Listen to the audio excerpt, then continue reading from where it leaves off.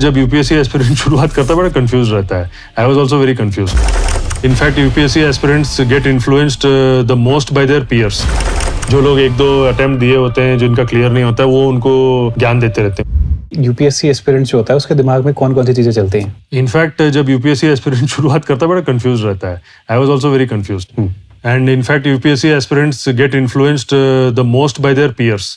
जो उसके आसपास जो लोग होते हैं जो प्रिपेयर करते रहते हैं एंड जो लोग एक दो अटेम्प्ट दिए होते हैं जिनका क्लियर नहीं होता है वो उनको ज्ञान देते रहते हैं. वो तो ऐसे करना होता है, वैसे करना होता है, ये लिखना होता है, ये पढ़ना होता है, ये किताब पढ़ना होता है, ये किताब अवॉइड करना होता है. यही सवाल आएगा एग्जाम में.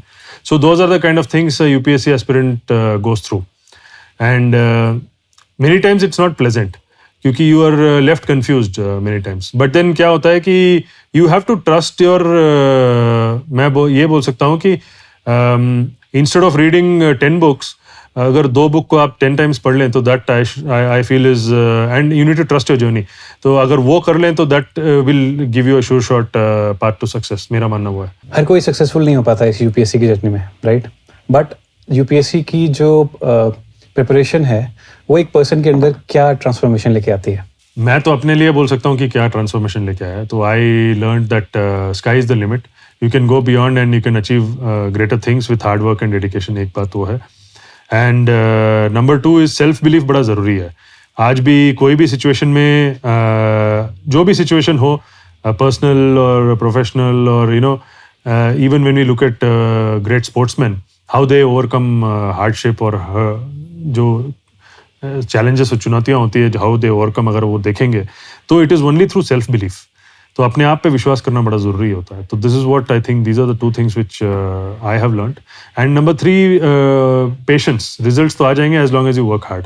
तो ये बड़ा ज़रूरी होता है. Patience is also something which I learned. आज की यूथ में पेशेंस थोड़ी कम हो गई है, ऐसा देख रहे हैं आप? मैं नहीं बोल सकता हूँ कि मैं आज का यूथ तो नहीं हूँ because maybe I was born in the 80s so I can't really comment. But I see यहाँ आजकल के बच्चे देखते हैं but then I won't say any generation is better than the previous generation. They have their own उनका जो strengths है वो है.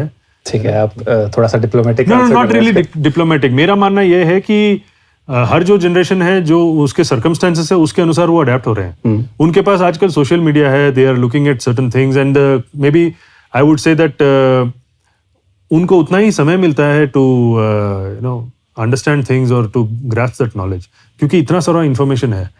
हमारे समय में we used to get that information from newspaper. So हमें आधा घंटा लगता था वो सब प्रोसेस करने में. Now that same basic news you get it on social media for in about 30 seconds. और you can just so I won't say concentration level कम हो गया. मेरा तो मानना ये है कि they are able to get more information. Only fact is that are they able to process it and hold on to it.